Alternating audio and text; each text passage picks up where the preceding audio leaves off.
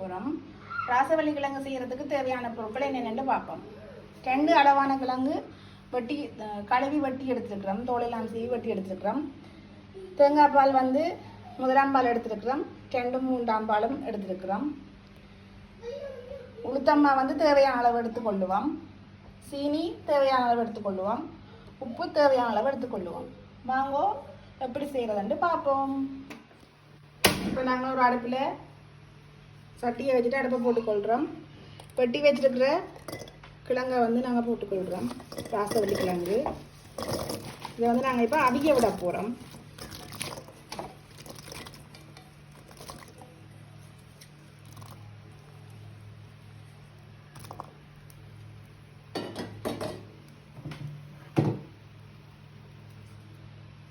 தேவையான அளவு தண்ணியை விட்டுக்கொண்டு அவிய விடுவோம்.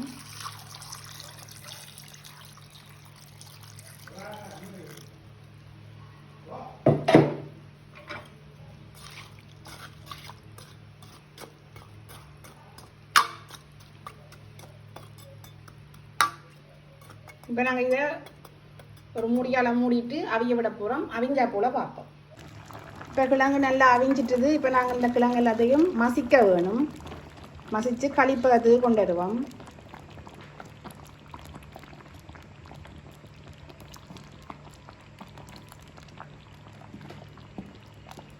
நல்ல பர்பிள் கலரில் இருக்குது பாருங்க.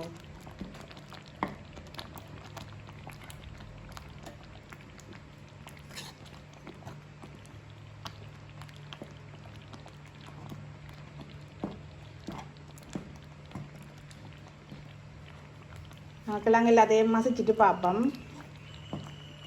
இப்போ பாருங்க நல்லா நாங்கள் மசிச்சிட்டோம். இப்போ நாங்கள் பாலை விட்டு கொள்ள போகிறோம்.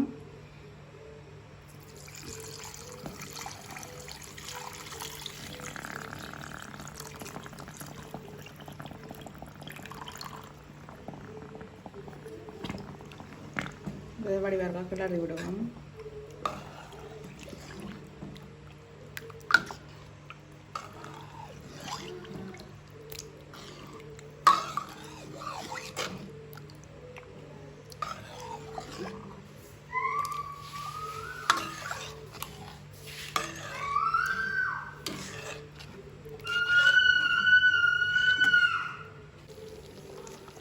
இப்போ நாங்கள் பால் விட்டுட்டோம். பால் நல்லா கொதிச்சு கொண்டு வந்துட்டுது. இப்போ நாங்கள் அந்த சீனி சுவை தெரிகிறதுக்காக ஒரு கொஞ்சமாக உப்பு போட்டுக்கொள்ளுவோம்.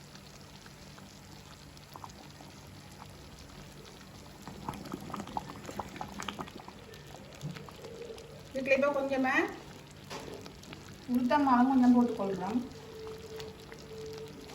தடிக்கிறதுக்காக போடுறது, கணக்கை போட தேவையில்லை.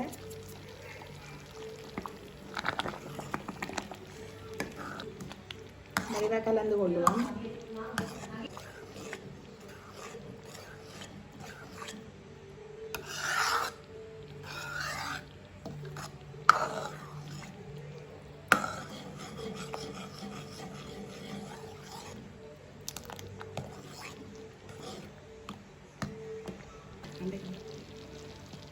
இப்போ நாங்கள் சீனி போட்டுக்கொள்கிறோம்.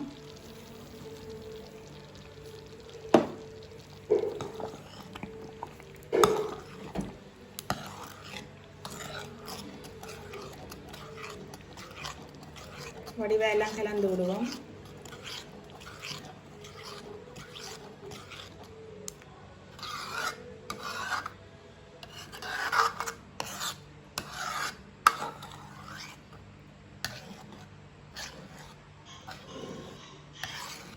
ராசவள்ளி கிழங்கு களி வந்து பாரம்பரியமான சாப்பாடு, சுவையான ஒரு சாப்பாடும்.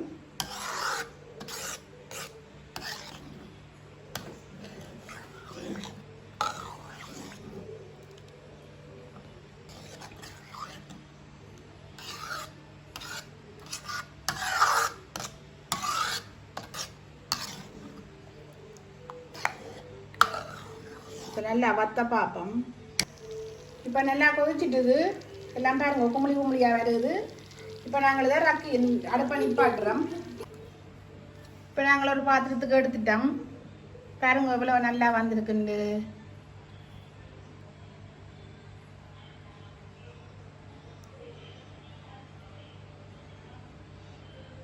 சூப்பர் டேஸ்டான ஒரு களி.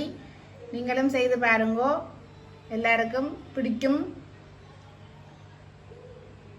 எங்களோட வீடியோ உங்களுக்கு பிடிச்சிருந்தா லைக் பண்ணி ஷேர் பண்ணி சப்ஸ்கிரைப் பண்ணுங்க நண்பர்களே. ஓகே, இன்னும் ஒரு வீடியோவில் சந்திக்கிறோம். பாய்.